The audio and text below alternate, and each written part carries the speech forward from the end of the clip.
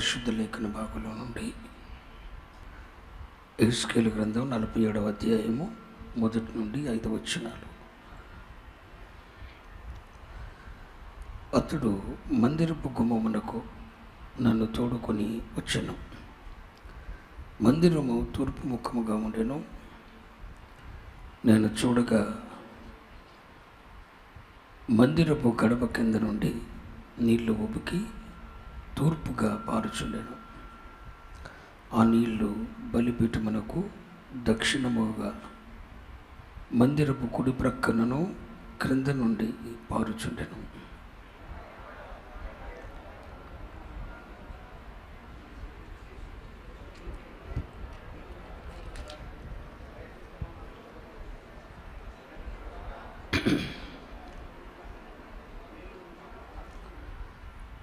ఆ మనుషుడు కొలనోడు చేత పట్టుకొని తూర్పు మార్గమున బయలు వెళ్ళి 1000 మూరలు కొలిసి ఆ నీళ్ల గుండా నన్ను నడిపించగా నీళ్లు చీలమండలి లోతుండెను.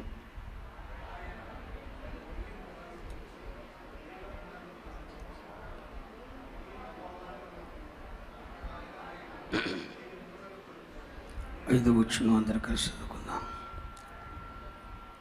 ఆయన ఇంకనూ 1000 మూరలు కొలువగా నీళ్లు మిక్కిలి లోతై నేను దాటలేనంత నది కనపడెను. దాట వీలు లేకుండా ఈదవలసినంత నీరు గల నది ఆ నది బయలుదేరింది.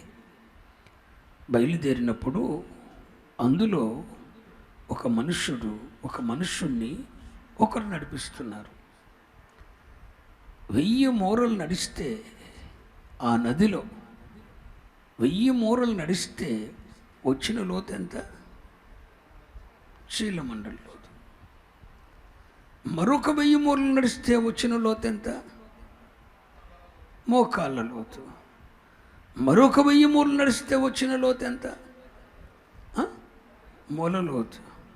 మరొక 1000 మూరలు నడిస్తే వచ్చిన లోతు ఎంత? చెప్పండి. ఈదలేనంత అనండి లోతు వచ్చింది. ఏంటి దీని అర్థం?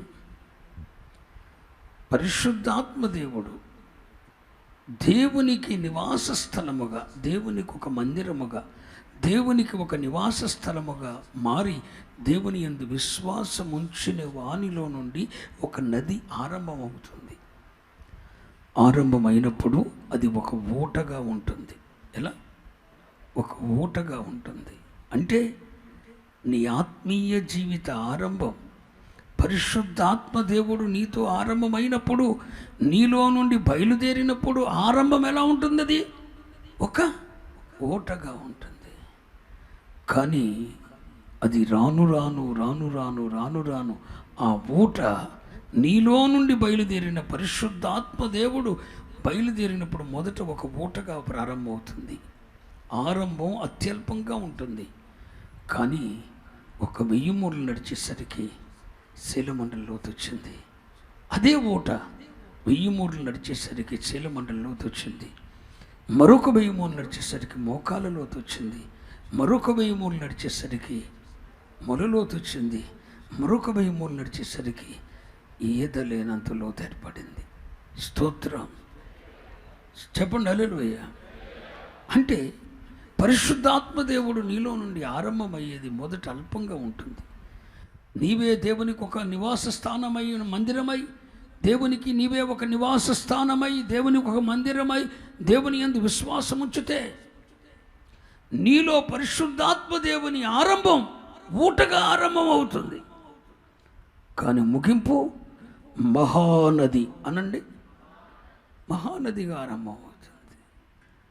ఆధ్యాత్మిక జీవితం పరిశుద్ధాత్మతో పెనవేయబడిన అనుభవాలు మొదట అది కొద్దిగా ఉంటుంది, కానీ తుదకు మహాభివృద్ధి చెందుతుంది. స్తోత్రం.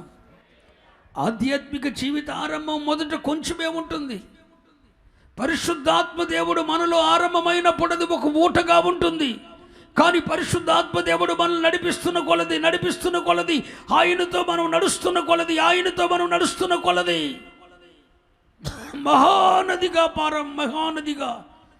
మహాభివృద్ధిగా మార్చబడుతుంది. హల్లెలూయా. ఒక మాట చెప్తానండి. ఒక మొక్క నాటాము, నాటబడిన మొక్క గర్భంలో ఉన్న శిశువు కూడా 2 రోజులు గడుస్తున్న కొలది ఎదుగుతాయి. నాటబడిన మొక్క ఎదుగుతుంది, గర్భంలో పడిన శిశువు ఎదుగుతాడు. అలాగే ఆత్మీయుడు కూడా పరిశుద్ధాత్మతో అతని జీవితం ఆరంభమైనప్పుడు నీవే ఒక దేవునికి ఒక మందిరముగా మార్చబడి దేవునికి ఒక నివాసముగా మార్చబడినప్పుడు నీలో నుండి బయలుదేరిన పరిశుద్ధాత్మ దేవుని యొక్క ఆరంభం, పరిశుద్ధాత్మని యొక్క కార్యాలు మొదట అవి ఊటగా ఉంటాయి. కానీ రాను రాను రాను రాను అవి మహానదిగా మార్చబడతాయి. అందుకే మహాభక్తుడు యోబు అంటాడు, మొదటని స్థితి కొంచెంగా ఉన్నను, తుదకు మహాభివృద్ధి చెందుతావు. ఆధ్యాత్మిక జీవిత ఆరంభం మొదట కొంచెంగా ఉన్న పరిశుద్ధాత్ముడు మనం నడిపిస్తున్న కొలది నడుస్తుంటే ఆధ్యాత్మికతలో మహాభివృద్ధిని చెందుతాము.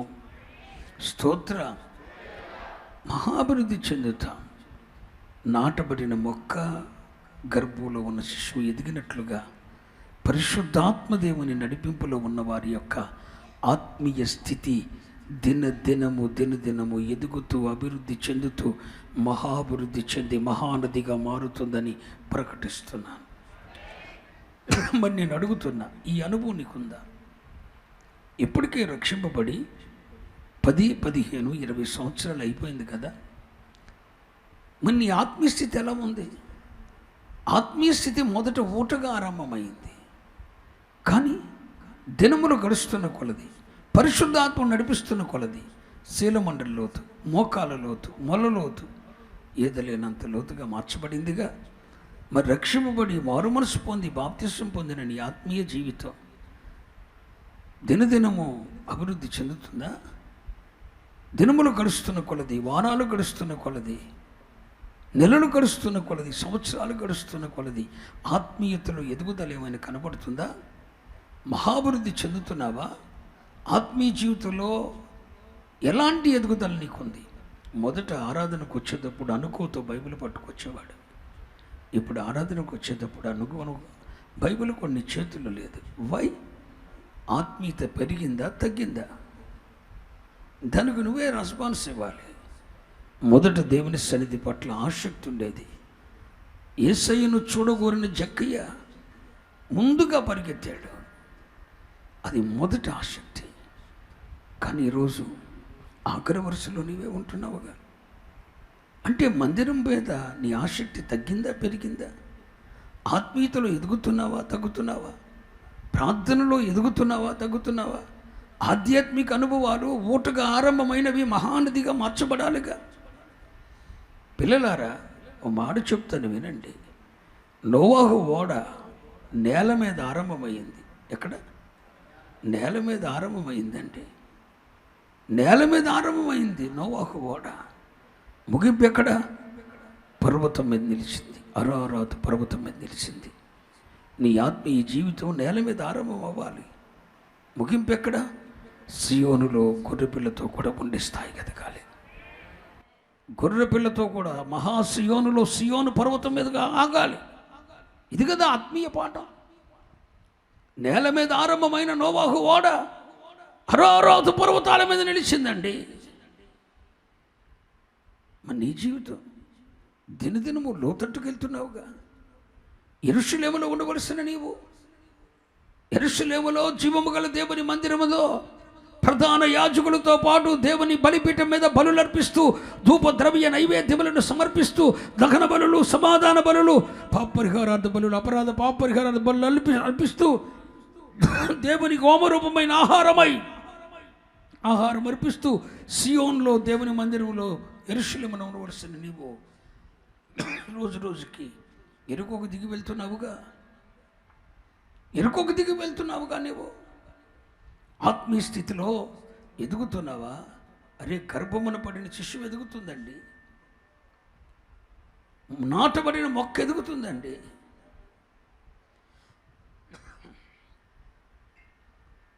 మన నీ ఆత్మీయ జీవితంలో ఎదుగుదల ఉందా? ఒకటి చెప్తున్నాను, నీలో నుండి పరిశుద్ధాత్ముడు బయలు వెళుతుంటే అది మహాభివృద్ధి చెందేదై ఉంటుంది అని ప్రకటిస్తున్నాను. ఒకవేళ నీలో నుండి బయలుదేరింది వేరేనదైతే నేను చెప్పలేను. ఒకవేళ దేవుని యందు విశ్వాసం ఉంచిన నీలో నుండి బయలు వెళ్ళింది పరిశుద్ధాత్మ నది అయితే, ఆ నది ఆరంభం ఊట, కానీ ముగింపు మహానది. నీలో నుండి పరిశుద్ధాత్ముడే బయలు వెళ్తుంటే, నీలో నుండి వెళుతున్న పరిశుద్ధాత్ముడు గడప కింద నుండే యేసయ్య ఆధిపత్యంలో నేను పనిచేస్తుంటే నీ ఆత్మీయ స్థితి దినదినము ప్రబుద్ధమానమై పెరుగుతుందండి. దిగజారేదిగా ఉండదండి, ఉండదు.